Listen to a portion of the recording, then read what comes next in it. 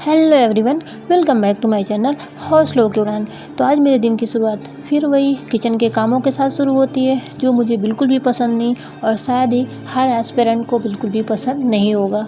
तो हर एस्पिरेंट चाहता है कि मेरी मॉर्निंग की शुरुआत अपने सपनों के लिए हो, जो 1 से 2 घंटे मिले और इसके बाद हम किचन के काम शुरू करें।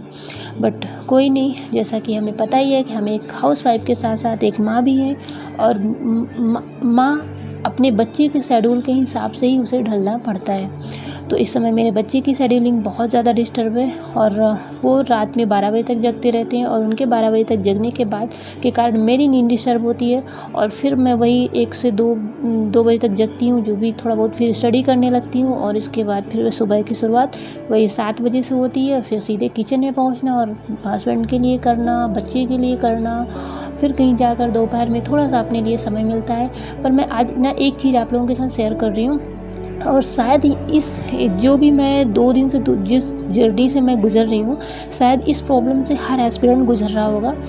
तो मैं 2 दिन से ना काफ़ी घबराहट हो रही थी मुझे और स्टडी को लेके कि मैं कर पाऊँगी कि नहीं, जो मेरी स्टडी चल रही है तो क्या ये सही ट्रैक पे चल रही है कि नहीं, और जो मतलब बहुत सारे नेगेटिव क्वेश्चंस आ रहे थे। और फिर पता है इसका सॉल्यूशन मैं आपको मैंने कैसे सॉल्यूशन निकाला और मैं वो टिप्स आप लोग भी फॉलो करोगे और 100% बहुत ही ज़्यादा काम आएगी आपको। तो जैसे कभी ऐसी सिचुएशन में आप फंसते हो ना, तो आप अपने आप को समय दो। जैसे कि मैं क्या करती हूँ, मैं इवनिंग का समय आपको पता है 6 से 7 में शिवा के साथ टाइम स्पेंड करती हूँ। उस दौरान ये खेलते रहते हैं और मैं इनके पीछे पीछे मैं भी चलती रहती हूँ।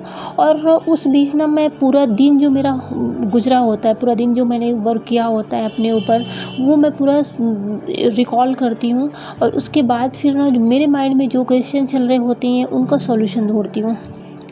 तो जो 2 दिन से घबराहट चल रही थी, मैंने अपने आप से क्वेश्चन किया, ऐसा क्यों? मुझे पता चला कि शिवा की शेड्यूल बिगड़ी हुई है और उसकी वजह से मैं सही से स्टडी नहीं कर पा रही हूँ, जिस वजह से मुझे अपनी स्टडी पर डाउट हो रहा है। तो ये समझ में आया।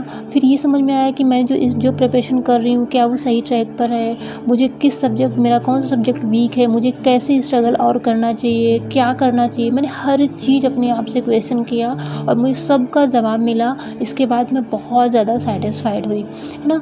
तो मैं सच बता रही हूँ ना, यही चीज़ आप करो। अगर आपको जैसा भी समय मिलता है, आपका बच्चा दोपहर में सो रहा है, उस वक्त एक दिन आप कुछ भी मत पढ़ो, है ना, क्योंकि उस पढ़ने का कोई मतलब नहीं निकलता जब हमारे अंदर बहुत सी मतलब क्वेश्चंस चल रहे होते हैं, अंदर ही अंदर जब अच्छा नहीं लग रहा होता, उस वक्त हम ज़बरदस्ती पढ़ रहे होते हैं ना, कोई मतलब नहीं निकलता। सबसे पहले आप अपने आप से पूछो कि आखिर ऐसा क्यों हो रहा है ना।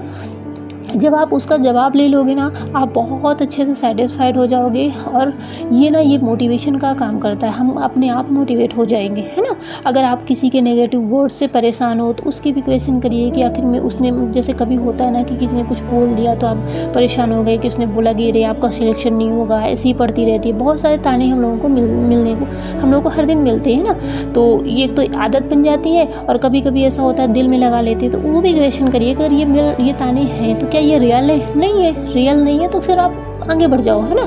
उसमें आप ज़्यादा दिमाग मत लगाओ कि उसने मुझे क्यों ऐसा बोला, क्या मैं सच में नहीं ऐसा नहीं है। रियलिटी ये है कि वो नहीं कर पा रहा था, इस वजह से आपको ऐसा बोला उसने, है ना। वो ये बता रहा है कि मैं ये नहीं कर पाया हूँ, मैं इसके लिए असफल हूँ, तो तुम भी हो। लेकिन हम ऐसा नहीं है ना। हम हार भले ही हारेंगे, कितनी बार हारेंगे, 10 दरवाजे बंद होंगे ना, हम 11वां खोल लेंगे, लेकिन हम अपनी स्टडी को बंद नहीं करेंगे, क्योंकि हमने शुरुआत ही अपने सपने को पाने के लिए की थी, ठीक है ना। हमें अपनी मंजिल तक तब तक लगे रहना है जब तक कि हम वहाँ तक पहुँच ना जाए, चाहे कितनी बार हारना पड़े। ये अपने आप में संकल्प कर लो। सच बता रही हूँ ना, एक दिन मंजिल ज़रूर मिलेगी। अगर हम अपनी स्टडी स्टॉप कर देंगे तो हमें कुछ नहीं मिलेगा, लास्ट में रिग्रेशन मिलेगा, हमेशा रोते हुए टाइम निकल जाएगा। लेकिन अगर हम स्टडी को कंटिन्यू रखेंगे तो हम एक दिन सफल होंगे, ये 100% श्योर है। तो बैकग्राउंड का अगर मैं बताऊँ तो फिर दोपहर में मैंने स्टडी की थी। मैंने मैथ किया, परसेंटेज टॉपिक, और ईवीएस क्लास 8th की मैंने उसका रिवीजन किया। दोपहर में मैंने मिनी स्लॉट लिया था, उसका वीडियो मैंने नहीं बनाया, उसमें मैंने हिंदी ग्रामर पढ़ी है। और बताऊँ, मैं आज मैंने उसकी पिक आप लोगों तक ऐड नहीं करी वीडियो में, भूल गया मुझे। क्योंकि मैं शिवा के साथ में एडिटिंग करती हूँ तो कुछ चीज़ें भूल जाती हैं।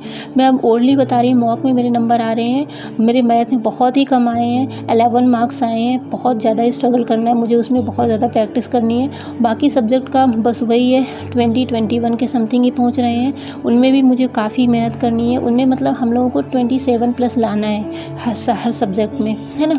फिर इसके बाद मैं अब इस समय शिवा की भी स्टडी स्टार्ट कर दी हूँ। 10 से 15 मिनट उनको भी टाइम देने लगी हूँ, जो कि मैं बिल्कुल बीच में बंद कर दी थी, और वो भी मेरी प्रॉब्लम का एक कारण बना हुआ था। और इसके बाद फिर मैं ईवीएस की प्रैक्टिस आप लोग सत्यादि शर्मा चैनल में अब टॉपिक वाइज अगर आपको प्रैक्टिस करनी है तो वहाँ पे काफ़ी अच्छे क्वेश्चन की प्रैक्टिस करवा रहे हैं। कुछ क्वेश्चन हैं जो अननेसेसरी ले रहे हैं तो उनको आप छोड़ते चलिएगा, बाकी प्रैक्टिस बहुत अच्छी हो रही है। मैंने आज फैमिली की प्रैक्टिस करी है, फैमिली टॉपिक की, तो मतलब काफ़ी अच्छे क्वेश्चंस कुछ मिले, कुछ थोड़े से अननेसेसरी थे, उन्हें मैंने छोड़ दिया।